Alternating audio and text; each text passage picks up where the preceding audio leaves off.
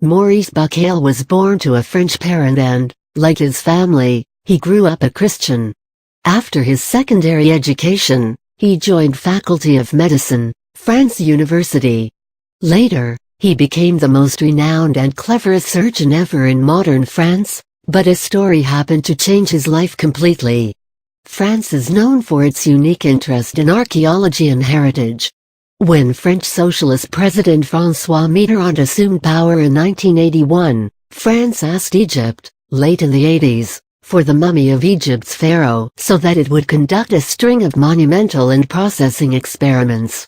Actually, the body of Egypt's most notorious tyrant was transferred to France, and, strangely, the French president and his ministers as well as senior officials in the country lined up near the plane carrying the pharaoh's body and bowed down to him as if he were still alive.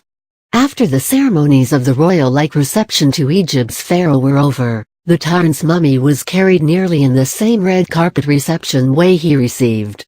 Then the mummy was transferred to a special wing at the French Monument Center, and renowned archaeologists, surgeons and anatomists started to conduct a study on this mummy in an attempt to delve into its mysteries.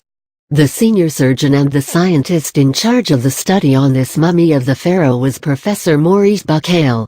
While the processors were busy making restoration to the mummy, their head, Maurice Bucaille, was thinking otherwise. He was trying to discover how this pharaoh died when, late at night, he concluded his final analyses.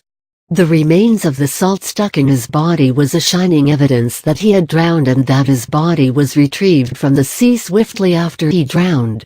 It was also obvious that they rushed to mummify his body so that his body would remain intact.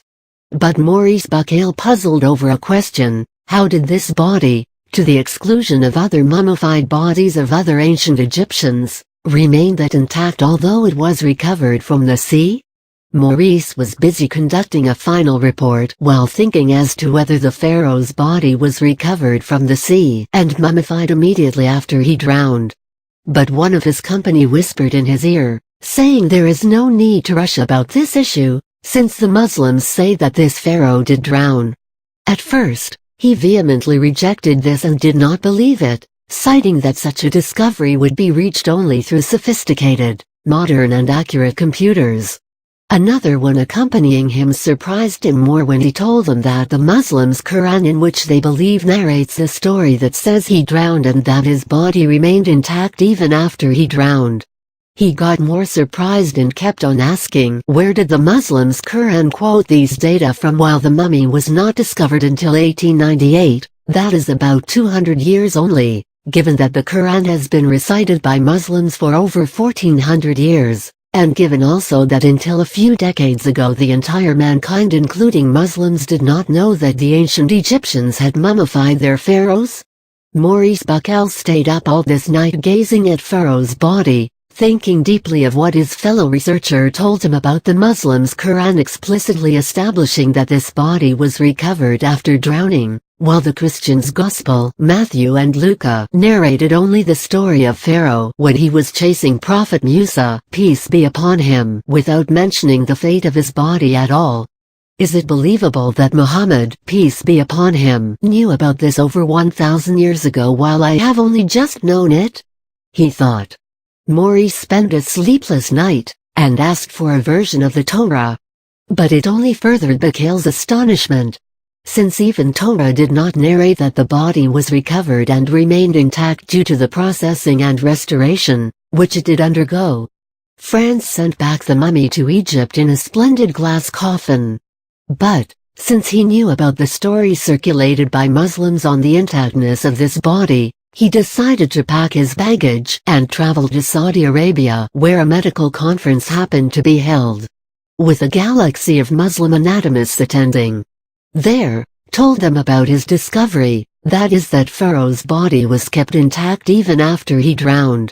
One of the conferees opened the Quran and read out the ayah in which Allah Almighty said, "So today we will safely deliver you with your body that you may be assigned to the ones succeeding you.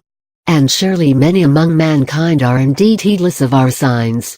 Yunus 92. In his excitement, He stood before the attendants and loudly said, "I have converted to Islam and believed in this Quran." Back to France, Maurice Bucaille spent 10 years conducting a study as to how far the recently scientific facts match that mentioned in the Holy Quran, trying to reassure himself that the Quran has never contradicted with any single scientific fact, so that he eventually came up with the conclusion that Allah Almighty said of the Quran, "Untruth does not come up to it before, literally, between its two hands, it nor from behind it." A successive sending down from 1 ever wise, ever praiseworthy. He came up with a earth-shaking book on the Holy Quran which jolted the entire Western states, with the title of the book reading, "The Bible, the Quran and Science, the Holy Scriptures Examined in the Light of Modern Knowledge." The book sold out and even hundreds of thousands of it were translated from French to Arabic, English, Indonesian, Persian, Turkish and German, extending to include nearly all East and West bookstores. One has come to see it with any Egyptian, Moroccan or Gulf person in the U.S.